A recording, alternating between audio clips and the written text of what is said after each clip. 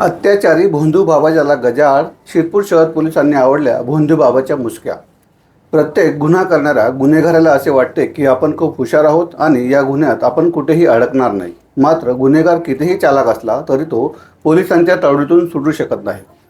अशाच एका अत्याचारी भोंदू बाबाला मोठ्या शिताफीने शिरपूर शहर पोलिसांनी अटक केली आहे. काय आहे ही बातमी पाहूया आपण सविस्तर. नमस्कार, मी महेंद्रसिंग राजपूतने. आपण पाहत आहात निर्भीड विचार न्यूज. समाज दिवसेंदिवस प्रगत होत आहे. तंत्रज्ञान आणि आधुनिक युगात आज देखील लोक इतके मागासले आहेत की ते आजसुद्धा तंत्र मंत्र आणि ढोंगी आणि भोंदू बाबांवर विश्वास ठेवतात आणि त्यातून अशा अनर्थ घटना समोर येत असतात. त्यातून निष्पाप नागरिकांची फसवणूक होत असते. अशाच एका भोंदू बाबाच्या दुष्कृत्याला बळी पडून पीडितेला त्याची किंमत चुकवावी लागली.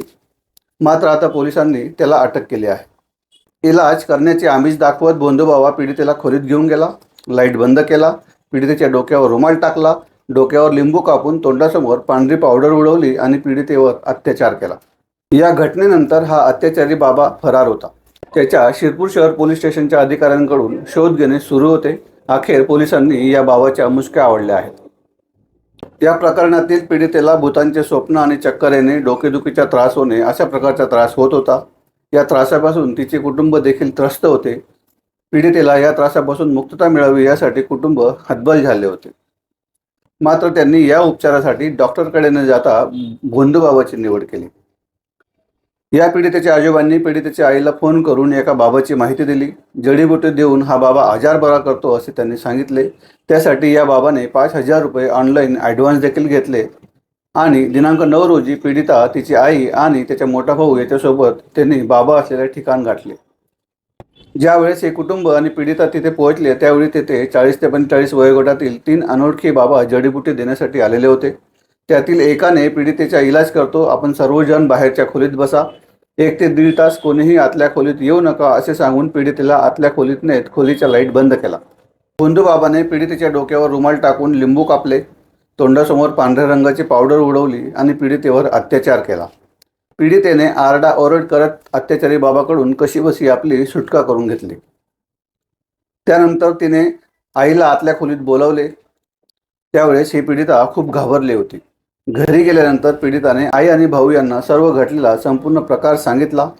पीडिता, आई, भाऊ सोबत शिरपूर शहर पोलीस स्टेशनमध्ये येऊन घटनेची माहिती दिली आणि या अत्याचारीच्या विरोधात शिरपूर पोलीस ठाण्यात गुन्हा दाखल करण्यात आला होता.